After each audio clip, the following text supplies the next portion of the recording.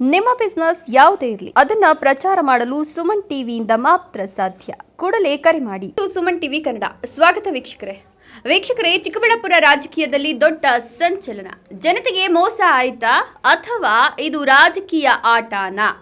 ಇಂದು ನಾವು ಮಾತನಾಡೋದು ಎರಡು ದೊಡ್ಡ ಹೆಸರುಗಳ ಬಗ್ಗೆ. MC Sudhakar versus Pradeep Eshwar. ವೀಕ್ಷಕರೇ, ಕಳೆದ ವಿಡಿಯೋದಲ್ಲಿ ನಾವು ಹೇಳಿದ್ದ ವಿಚಾರಗಳು ಈಗ ಒಂದೊಂದಾಗಿ ನಿಜವಾಗ್ತಾ ಇವೆ ಅನ್ನೋ ಮಾತು ಕೇಳಿ ಬರ್ತಿದೆ. ಆದರೆ ಕೆಲವರು ಏನು ಹೇಳ್ತಿದ್ದಾರೆ ಗೊತ್ತಾ? ಸುಮನ್ ಟಿವಿ ಪ್ರದೀಪ್ ಈಶ್ವರ್ ಅವರ ಪರವಾಗಿ ಕೆಲಸ ಮಾಡ್ತಿದೆ ಅಂತ. ನಮ್ಮ ಉತ್ತರ ಸಿಂಪಲ್. ಸುಮನ್ ಟಿವಿ ಯಾರ ಪರವೂ ಅಲ್ಲ, ಯಾರ ವಿರುದ್ಧವೂ ಅಲ್ಲ. ನಮ್ಮ ಬಳಿ ಬಂದ ಮಾಹಿತಿ ಜನರಿಗೆ ತಲುಪಿಸೋದು ನಮ್ಮ ಕೆಲಸ. ಈಗ ಮುಖ್ಯ ವಿಷಯಕ್ಕೆ ಬರೋಣ.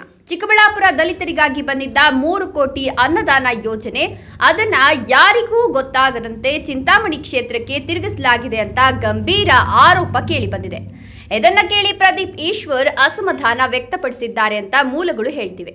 ಈ ಯೋಜನೆ ನಮ್ಮ ಕ್ಷೇತ್ರದ ದಲಿತರಿಗೆ ತುಂಬಾ ಉಪಯೋಗ ಆಗ್ತಿತ್ತು, ಯಾಕೆ ಹೀಗೆ ಮಾಡಿದ್ರು ಅನ್ನೋ ಪ್ರಶ್ನೆ ಎತ್ತಿದ್ದಾರೆ. ಇಲ್ಲಿ ಮತ್ತೊಂದು ಶಾಕಿಂಗ್ ಮಾಹಿತಿ. ಕೆಲವರು ಹೇಳೋದೇನೆಂದ್ರೆ MC ಸುಧಾಕರ್ ಅವರು ಚಿಕ್ಕಬಳ್ಳಾಪುರದಲ್ಲಿ ಪ್ರದೀಪ್ ಈಶ್ವರ್ ಅವರಿಗೆ ಒಳ್ಳೆ ಹೆಸರು ಬರಬಾರದು ಅಂತ ಪ್ಲಾನ್ ಮಾಡಿದ್ದಾರೆ ಅಂತ. ಅಷ್ಟೇ ಅಲ್ಲ, ನಗರದ ಒಳಗೆ ಬ್ಯಾನರ್ ಹಾಕಲು ಲಕ್ಷಾಂತರ ಹಣ ಖರ್ಚು ಮಾಡಲಾಗಿದೆ ಅಂತ ಕೂಡ ಮಾತುಗಳು ಹರಿದಾಡ್ತಿವೆ. ಇದರ ಜೊತೆಗೆ ಮತ್ತೊಂದು ರಾಜಕೀಯ ಗೇಮ್ ಪ್ಲಾನ್. ಪ್ರದೀಪ್ ಈಶ್ವರ್ ಅವರನ್ನ ಇಲ್ಲಿ ಡಮ್ಮಿ ಮಾಡಿ ಮುಂದಿನ ಚುನಾವಣೆಯಲ್ಲಿ MC ಸುಧಾಕರ್ ಅವರೇ ಸ್ಪರ್ಧೆ ಮಾಡಬಹುದು.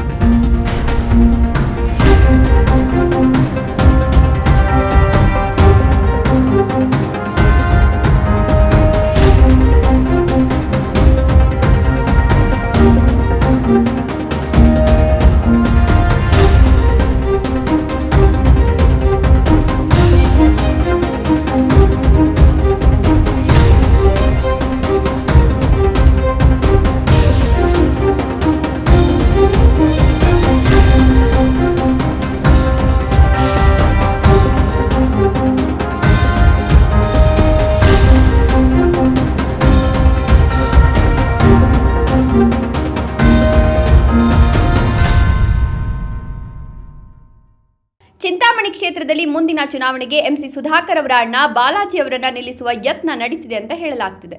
ಇನ್ನೊಂದು ಕಡೆ ಮುಂದಿನ ಚುನಾವಣೆಯಲ್ಲಿ MC ಸುಧಾಕರ್ ಅವರು ಚಿಕ್ಕಬಳ್ಳಾಪುರ ಅಥವಾ ಶಿಡ್ಲಘಟ್ಟದಲ್ಲಿ ಸ್ಪರ್ಧೆ ಮಾಡಬಹುದು ಅನ್ನೋ ಚರ್ಚೆ ಜೋರಾಗಿದೆ. ಹಾಗಾದ್ರೆ ಪ್ರಶ್ನೆ ಏನು? ಇದು ಜನರ ಸೇವೆನಾ ಅಥವಾ ರಾಜಕೀಯ ಲೆಕ್ಕಾಚಾರನಾ? ಚಿಕ್ಕಬಳ್ಳಾಪುರ ಜನತೆಗೆ ಅನ್ಯಾಯ ಆಗಿದ್ಯಾ?